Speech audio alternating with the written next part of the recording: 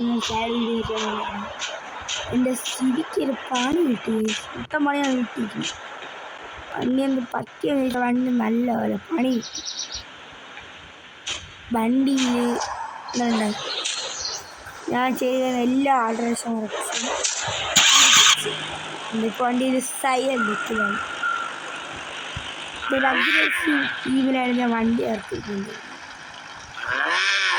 ഈ ഒരു ടീമായി കാരണം ടയേഴ്സെല്ലാം ഞാൻ നല്ല കിണ്ണാലോചിച്ചായിരുന്നു വെച്ചിട്ടിരുന്നത്. അത് പോയി. ഞാൻ എന്ത് വണ്ടി ഇറക്കിയിട്ട് എടുക്കണം ചോദിച്ചാൽ നിങ്ങൾ കേൾക്കാൻ പറ്റില്ല. ഞാൻ കാര്യം പറയണത്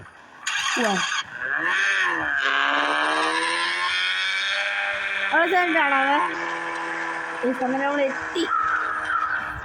നമ്മളെ കണ്ടെത്തി ശരിക്കാൻ പറയുമ്പോൾ നിങ്ങളെ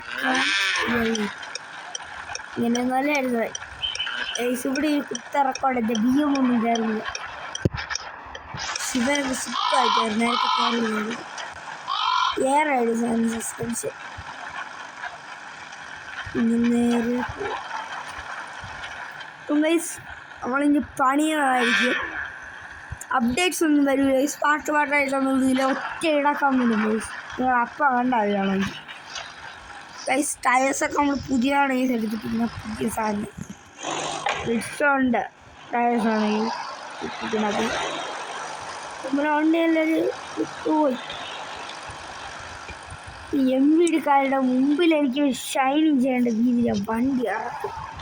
അവന്മാർ ഇതുവരെ കേരളത്തിൽ കണ്ടിട്ടില്ലാത്ത എല്ലാ മോഡിഫിക്കേഷനും നമ്മൾ ഇതിൽ കയറ്റും. ഇവന്മാർ തലയിട്ട് നോക്കിയാൽ പിടിക്കാൻ നമ്മൾ മൂന്ന് അപ്പോൾ ഈ വണ്ടി രജിസ്ട്രേഷൻ ഞാൻ ആലോചിക്കാറുണ്ട് വേണമെങ്കിൽ. എനിക്കിപ്പം രജിസ്ട്രേഷൻ പറഞ്ഞാൽ എനിക്ക് ഒട്ടും താല്പര്യമില്ല. എനിക്കിത് മാറ്റണം. ഇവിടെ കൊടുത്താൽ നമുക്ക് പണിയാണ് രീതി സെറ്റാവുള്ളൂ. അതർ സ്റ്റേറ്റ്സ് അതിനോ കൊള്ളൂല, ഒട്ടും കൊള്ളൂല. ആണെങ്കിൽ നാളെ സ്റ്റേറ്റ്സിലോട്ട് പോവാത്തത് തന്നെ.